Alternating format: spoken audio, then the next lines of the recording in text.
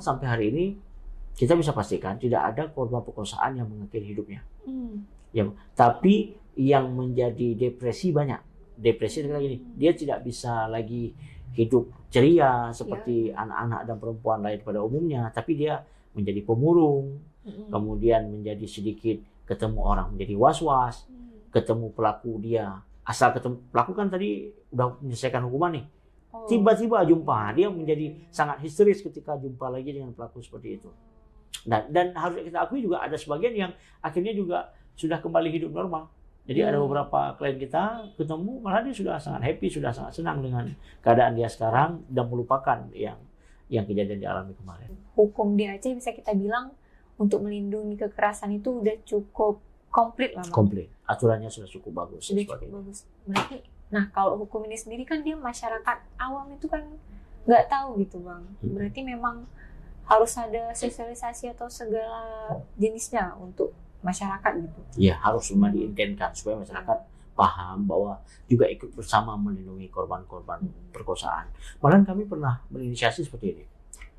Di anggaran desa, kita harus akui anggaran desa di Aceh secara gamblang per desa itu banyak. Tidak salahnya juga peranan pemerintah tadi itu yang sangat diemban oleh misalkan oleh Dinas Perlindungan Perempuan Anak, oleh Gubernur Aceh, ada instansi vertikal dan horizontal ke atas,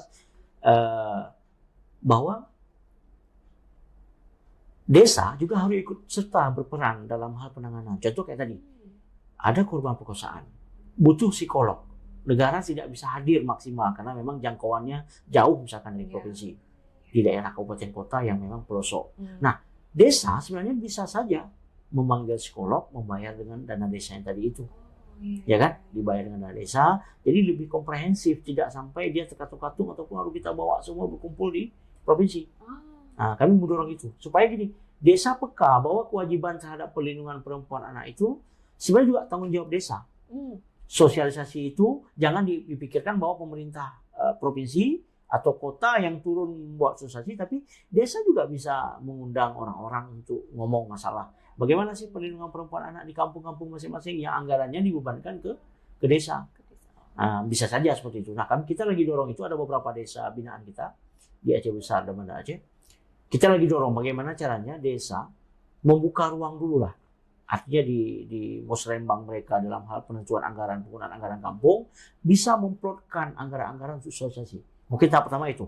Baru tahap kedua, ketika memang sudah terbangun keprihatinan dan kemauan mereka, baru masuk ke tahap berikutnya, misalkan pendidikan kader-kader psikolog yang ada di kampung, yang dilatih oleh psikolog resmi, tapi orang-orang desa, ada beberapa orang yang dipilih, punya kemampuan memahami dan memulihkan rekan-rekan ataupun masyarakat yang ada di kampungnya. Nah, kita lagi dorong itu sehingga hasil akhir outputnya apa? Ada kanun. Kita berharap ada kanun desa.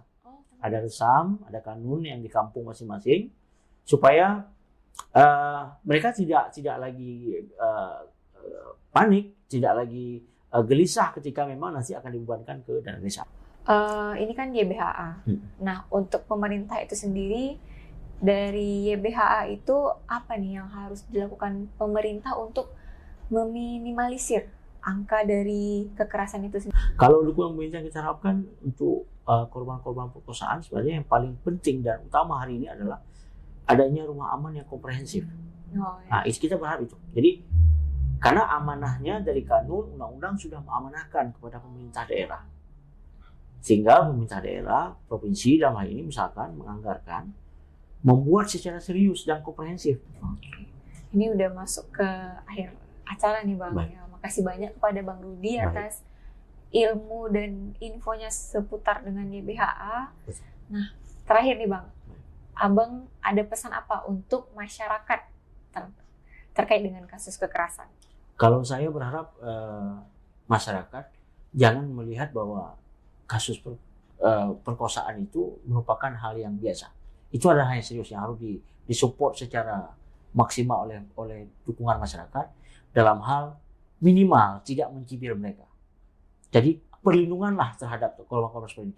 Meskipun kadang-kadang backgroundnya mereka pacaran, dilakukan oleh pelaku yang pacarnya si korban. Tapi pemerintah jangan mengabaikan hal demikian. Wah, memang salah sendiri sebagainya. Kita upayakan dulu dari perlindungan itu. Jadi jangan menstereotipkan korban-korban perkosaan sebagai korban yang biasa. Itu yang serius. Karena kenapa? Imbasnya itu bukan hanya kepada si korban, tapi juga bisa berefek kepada lingkungannya.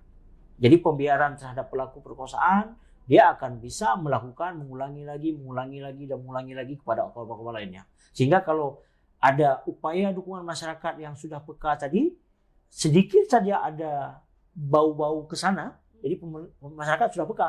Oh, ini nggak bisa nih.